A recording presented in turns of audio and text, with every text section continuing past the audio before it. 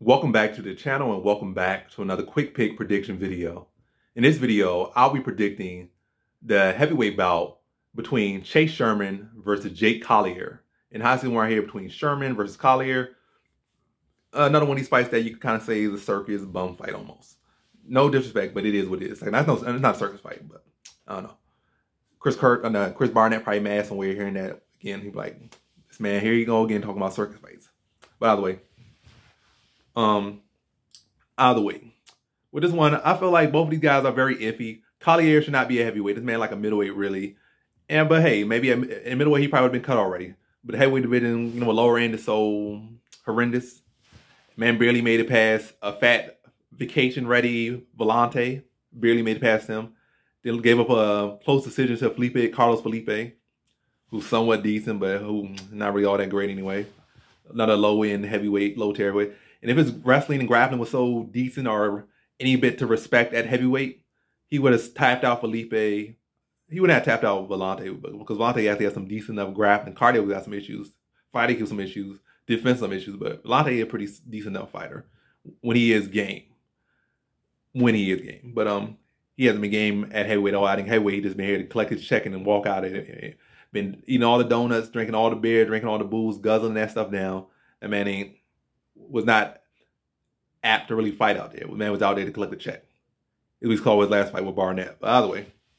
So, the fact that he struggled, he had two struggle with, 1-1 with a guy that's like, struggled with Volante. Horrendous. Couldn't get past Felipe. Not that bad, but hey. I'm not really liking it, all I'm saying. And then on the other side, Chase Sherman, I can't trust him. The guy has been so inconsistent. But I guess right now he's 1-0 against guys that should not be in the weight class. Because he beat, what's that one guy? I'm forgetting his name right now. Isaac Villanueva, who really like a middleweight. Maybe should be a welterweight, to be honest. Another blown up little guy that should not have been in the weight class. And he knocked him out and had one of his best performances of his career. Which he should have had, because you find a guy that should not be in the weight class. A guy that been bum fighting. So you should treat that guy like a bum, and which he did.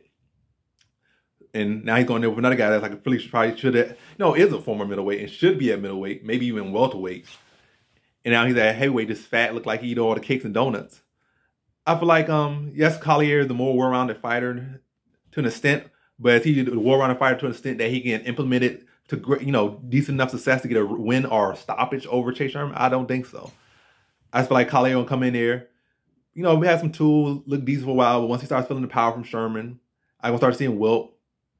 And I think eventually Sherman's able to put it together, break him down, and put him away in the second round. But very low confident pick. You can't trust Sherman. Sherman's just been inconsistent through his whole career. But hey, he's 1-0 against guys that should not be in the weight class. So I'm going to trust that momentum versus Collier, who should not be in the weight class.